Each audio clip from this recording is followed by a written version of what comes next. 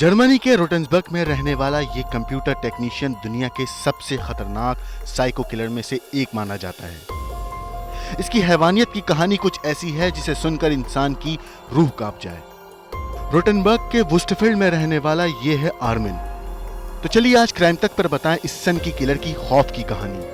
इस हैवान की हैवानियत का अंदाजा आप इस बात से लगा सकते हैं कि साल 2001 में बर्नार्ड ब्रांस नाम के एक शख्स का कत्ल करके उसके प्राइवेट पार्ट खाकर उसको शूट करके इसने अपनी वेबसाइट पर अपलोड कर दिया था। इतना ही नहीं, इसने कोर्ट में जज के सामने भी यह कबूल किया था कि बेहद कम उम्र से ही ये इंसानों को खाने के सपने देखता था। आपको बता दें कि साल 2002 में इसे गिरफ्तार कर लिया गया था और साल 2004 में इसे उम्र कैद की सजा हुई।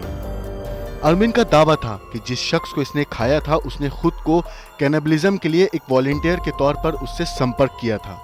इसका दावा था कि जर्मनी में करीब 800 लोग ऐसे हैं जो इंसान का मांस खाने जैसी वहशी प्रैक्टिस को फॉलो करते हैं। आर्मिन के मुताबिक उसने अपनी वेबसाइट पर वॉलंटियर के लिए एक ऐड डाला था, जिसके बाद बर्नार्ड ब्रांस ने उससे संपर्क किया। इतना ही नहीं, आर्मिन ने अपने एक इंटरव्यू में यह भी कबूला था कि वो लोग कैनिबलिज्म के जरिए दुनिया की काली शक्तियों से संबंध स्थापित करना चाहते थे। कहते हैं कि अपनी मां की मौत के बाद आर्मिन ने बाकायदा अपने एक बाथरूम को स्लॉटर हाउस में तब्दील कर दिया था। आर्मिन ने ना सिर्फ ब्रांस को मारा बल्कि 10 महीने तक उसके मांस को एक फ्रीजर में रखकर स्टोर करके खाया। आर्मिन खुद को मास्टर बूचर के नाम से बुलाता था। इतना ही नहीं, एक मीडिया ग्रुप को दिए अपने इंटरव्यू में इसने ये कबूल भी किया था कि उसके जैसे करीब 800 लोग जर्मनी में जिन्हें वो अपना भाई मानता है। ये लोग इंटरनेट के जरिए आपस में जुड़े हुए थे और एक दूसरे को खाने के लिए योजनाएं बनाते थे।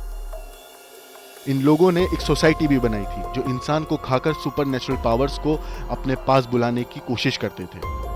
इस मामले में पुलिस को छानबीन में एक चैटरूम भी मिला था जिसमें करीब 400 लोग इस तरह की बातें कर रहे थे। ब्यूरो रिपोर्ट, क्राइम तक।